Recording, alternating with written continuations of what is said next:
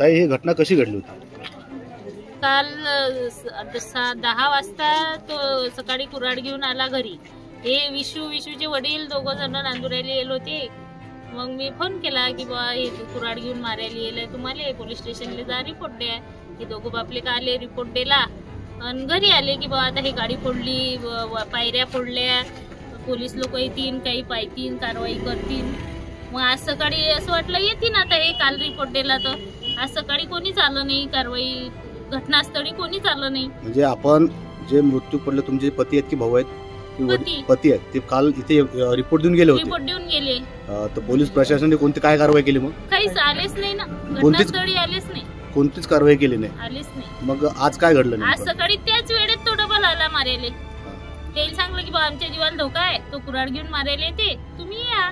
तुम्ही आज सकाळी परत पोलीस प्रशासनाला फोन केला होता का? नाही, ते 2 मिनिटातच झाला ना हा कार्यक्रम. तो आला आणि डायरेक्ट त्यांना मारला. त्यांना खालीच सांगून ठेवलं होतं की तुम्ही सकाळी या समजा आमच्या घरी.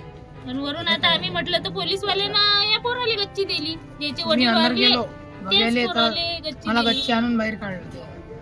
तरी आज जे काही झालं की नाही, माझे बाबा वारले याले कारणीभूत नांदुरा पोलीस स्टेशन जबाबदार आहे. पोलीस जबाबदार असं पोलीस तुमचं जबाबदार आहे. पोलीस का जबाबदार आहे? याच्यावर बी काहीच कारवाई कारवाई करायची आहे. केली नाही. पद्धतशीर केली असती तर कशाला हे एवढं काम झालं असतं. बरं, आता आपलं पुढची काय प्रतिक्रिया? आता नेमकं काय? आम्हाला ते फाशी सजा पाहिजे. तक्रारकर्ते विश्वजित गोपाल बोके राहणार सोनच यांनी तक्रार दिली की त्यांचे जे काका आहे गोपाल मनोहर बोके वय 45 वर्ष सोनच यांचा मृतकाच्या पुतण्याने, ज्याचं नाव आरोपी शुभम विठ्ठल बोके वय 30 वर्ष राहणार सोनच याने कुऱ्हाडीने त्यांचं मर्डर केलेलं आहे. त्यांच्या छातीत वार करून त्यांचा जीव घेतलेला आहे. अशा लेखी तक्रार येऊन आरोपी शुभम विठ्ठल बोके याच्याविरुद्ध जुने कलम 302 नुसार गुन्हा दाखल झालेला आहे. आरोपीला अटक केलेला आहे आणि आता पोलीस पुढचा तपास करीत आहेत. सर, त्या आरोपीत अटक जो इसम आहे तो मृतकांचा पुतण्या आहे.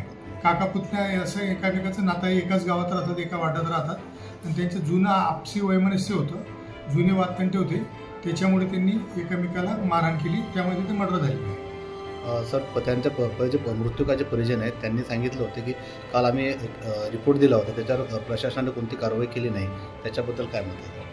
त्यांचा काय रिपोर्ट होता तो बघता येईल, पण ते काल त्यांनी शिवीगाळ धमकीचा एक रिपोर्ट होता त्यांचा, त्यानुसार पोलीस आता ते कायदेशीर कारवाई करीत आहे आणि आरोपी अटकेमध्ये आहे सध्या पोलिसांच्या. पुढील तपास नांदुरा पोलीस करीत आहे.